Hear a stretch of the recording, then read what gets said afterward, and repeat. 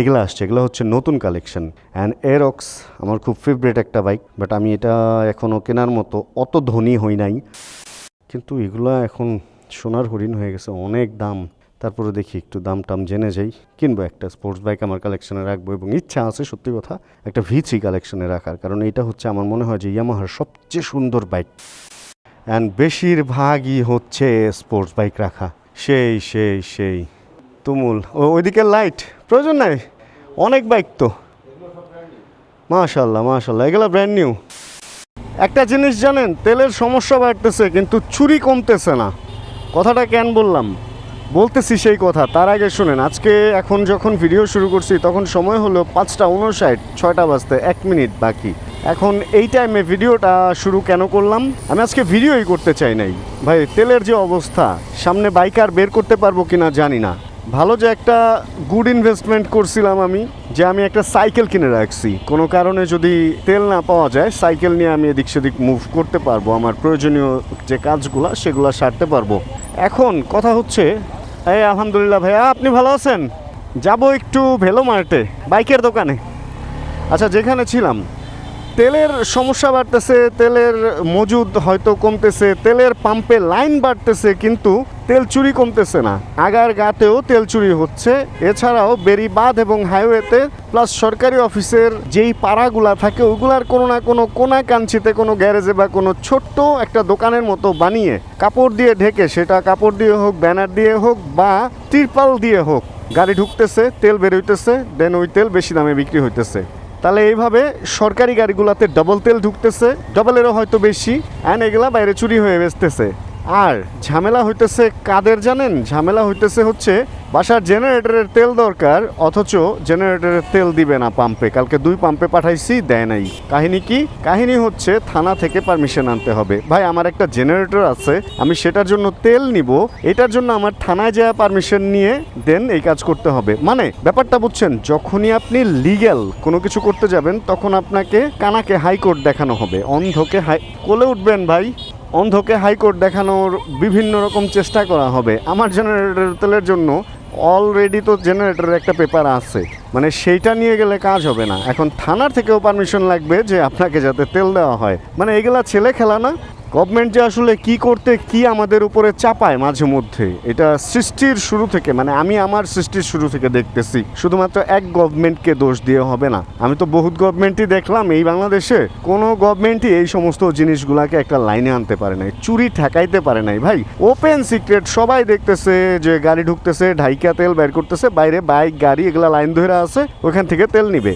বিশ্বাস না হলে আগারগাঁ আসেন, আগারগাঁ এসে দেখা যান, আমাদের টুপি চত্বরের পাশেই একটা আছে।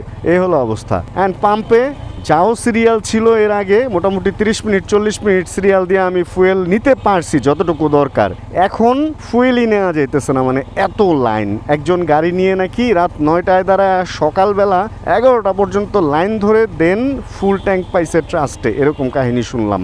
এইভাবে হইলে আসলে আমরা কিভাবে চলবো বলেন? এই ভিডিও আসে বুঝছেন, ইউটিউবে ফেসবুকে ভিডিও আসে, পুলিশ জিজ্ঞেস করতেছে, ভাই আপনার তো ফুয়েল আছে, আপনি আবার কেন ফুয়েল নিতে আসছেন? আরে ভাই, এখন আমার ধরেন 2-3 কাটা কমছে, আমি এখন যাব ধরেন যে কক্সবাজার, বা আমি এখন যাব দূরে কোথাও আমার বাড়িতে টাঙ্গাইল বা কোথাও, তা আমি তেল ফুল নিয়ে যাব না? ওইখানে যাওয়ার পরে আমি পাবো না পাবো তার কি কোনো গ্যারান্টি তারা দিতে পারবে? ওইখানে পাম্পে তেল আছে কি নাই এর কোনো গ্যারান্টি তো দিতে পারবে না। এখন আমার তেল ফুল, আমি মানে মোটামুটি ফুল, আমি আবার নিতে আসছি, বলতেছে ভাই আপনার তো তেল ফুল, আপনি কেন আবার নিতে আসছেন? আরে ভাই, আমার তেল যদি ফুলই হয় আমি তেল নিব কোন জায়গায়? আমার যতটুকু ক্যাপাসিটি অতটুকুই তো নিতে পারবো। অথচ কিছু লোক আছে যারা হচ্ছে সুন্দরভাবে ফুয়েল নিয়ে বাসায় স্টক করে আবার ফুয়েল নিতেছে, মানে একের পর এক একটা উন্মাদনা, একটা মানে উন্মাদ একটা নৃত্যে, তারা পাগল নৃত্যে একদম ইনসেইন পর্যায়ে নিয়ে গেছে ব্যাপারটাকে। ফুয়েল নিয়ে যা শুরু হয়েছে ভাই, এগুলার শেষ যে কই? এটা গভর্নমেন্ট তো সরাসরি কিছু বলতেছেও না, একটা ভাষণ একটা কিছু দিয়ে তো বলবে যে ভাই আপনারা স্টক করেন না। গভর্নমেন্ট তো এটা বলতে পারে যে জিনিসটা নর্মাল আছে, নর্মালি আগের মতো চলেন, তাহলে এইসব ঠিকঠাক না, সেটাও তো বলতেছে না, মুখ খুলতেছে না। তার মানে যা হচ্ছে এইটাতে সবাই খুব শান্তিতে আছে। আছে যে মানুষ এখন ফুয়েল নিয়ে ব্যস্ত, আর কোনো কিছু নিয়ে কেউ ব্যস্ত না। এবার যার যার কাজ শেষে করতে পারতেছে। আমরা ভাই কাজ কাম বাদ দিয়ে প্রত্যেকদিন যদি 1 থেকে 2 ঘন্টা ফুয়েল পাম্পে আমাদের দেয়া লাগে তেল নেওয়ার জন্য, এরপরে দেয় 100 টাকার 200 টাকার। ফুল ট্যাঙ্ক দিলে একটা কথা আছে যে মোটামুটি 1 সপ্তাহে একবার কষ্ট করলাম। ফুল ট্যাঙ্কও তো দিচ্ছে না, কোন দিক দিয়ে? পুলিশ কেন এখানে? পুলিশ তো এই যে এগুলা ধরবে না, তো ফোনে কথা বলবে, এই যে যে যেমনি খুশি এদেরকে ধরবে না। কাদের জানেন? আমাদেরকে ফাঁস করে ধরে বসবে যে ভাই আপনি একটু উল্টা আসলেন কেন, এই কেন সেই কেন। অথচ এরা যে সারাদিন উল্টা যেতেছে এগুলা চোখে পড়বে না, কারণ এগুলার তো বৈধতা নাই। অবৈধ জিনিস রাস্তায় চলতে পারতেছে, কোনো প্রবলেম নাই ভাই। আচ্ছা যাই হোক, এগুলা থেকে আমরা বের হই। মেন রোডে বের হইতে ভয় লাগে জানেন। ফগ লাইট লাগানো কোন সময় ধইরা কেস করে দেয়, এর কোনো গ্যারান্টি কেউ দিতে পারবে না। অ্যান্ড এইখানে যে এই পরিমাণ একটা ভিড় ভাট্টা দেখতেছি, আমার তো মনে হয় যে এইখানেই মনে হয় একটা চেকপোস্ট বসছে কিনা। এখানে যদি চেকপোস্ট বসে তাহলে তো তুমুল ফাপড় হয়ে যাবে। আমি কি এক কাজ করব, বাইকটা রেখে একটু দেখবো যে চেকপোস্ট বসছে কিনা। উকি দিয়ে দেখে নেই। আমার এই বাইকে যে ফগ লাইট লাগাইছি এই ব্যাপারটা না আমি টোটালি ভুলে গেছিলাম। দেখা গেছে ফগ লাইটের জন্য এখানে চেকপোস্ট বসলে একটা ফাটাক করে মামলা খেয়ে যাব। ভাই এই ফগ লাইটও ঝামেলা। এই যে উল্টা আসতেছে এরা, এদের জন্য কোনো মামলা নাই। চেকপোস্ট নাই, উল্টা আসলে মামলা দিবে না, কিন্তু সোজা যদি একটা ফগ লাইট লাগায় যান তাহলে মামলার হাত থেকে আবার রক্ষাও পাবেন না। আল্লাহ, এখানে বাইক রেখে গেছি এটার জন্য না আবার মামলা দেয়। ভাই রিসেন্ট একটা ভিডিও দেখলাম, বাইক এরকম রাস্তার পাশে রাখছে, এই কারণে সেই বাইকটারে কি করছে, সেই বাইকটাকে উঠায় নিয়ে গেছে, মানে উঠায় নিয়ে গেছে, ট্রাকে উঠায় নিয়ে গেছে র্যাকার দিয়ে উঁচু করে। ভাই একটু অবৈধ জায়গায় রাখছে, কেস কর। এইভাবে ডাম্পিং একদম উঠায় নিয়ে যেতে হয়?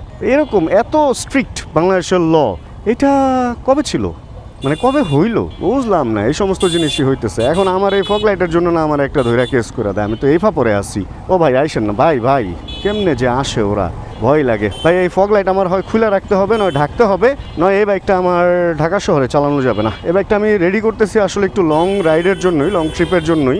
এই কারণে এটারে আমি একটু এইভাবেই সাজাইতেছি যাতে এটা লং ট্রিপে আমাকে সুইটেবল একটা সাপোর্ট দেয়। এই জন্য fog light, powerful horn and এই জিনিসগুলো আমি করতেছি। আচ্ছা আমি ভেতরে যে জায়গা, মেন রোড দিয়ে গেলে যে কোনো সময় কেস খাওয়ার একটা সম্ভাবনা থাকবে। এই যে দেখেন সবাই উল্টা আসতেছে, নো ল। এই যে মামারা উল্টা আসতেছে, নো ল।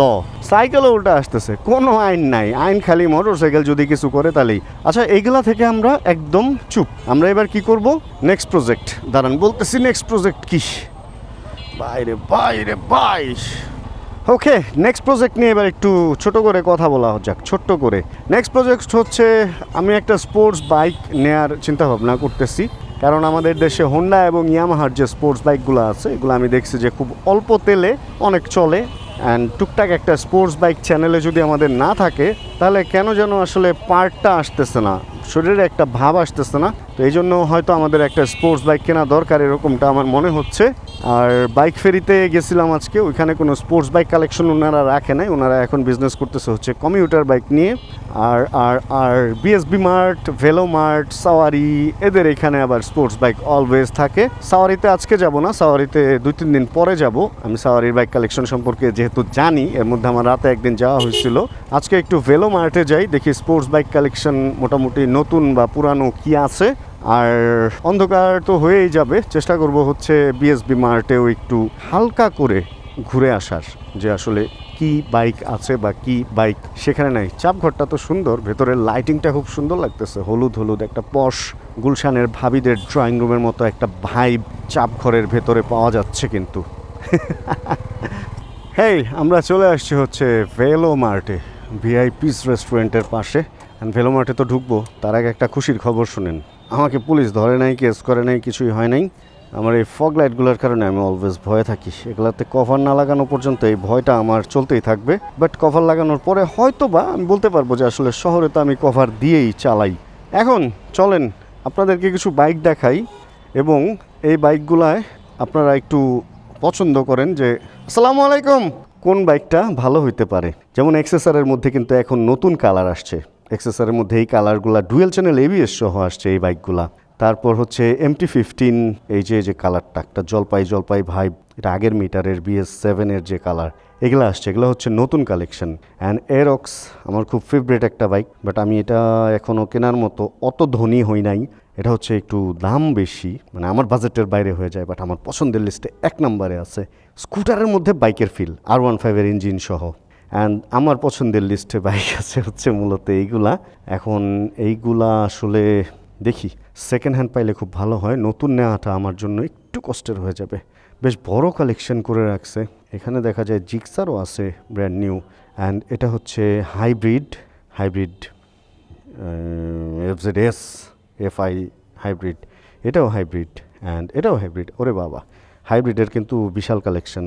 অ্যান্ড এখানে হচ্ছে এইগুলা CBU হাইব্রিড, মানে এগুলা হচ্ছে বাইরে থেকে একদম ফুল এইভাবে কমপ্লিট বিল্ড হয়ে রেডি হয়ে তারপরে আসছে, এগুলা বাংলাদেশে অ্যাসেম্বল করে নাই ওই হাইব্রিডগুলা।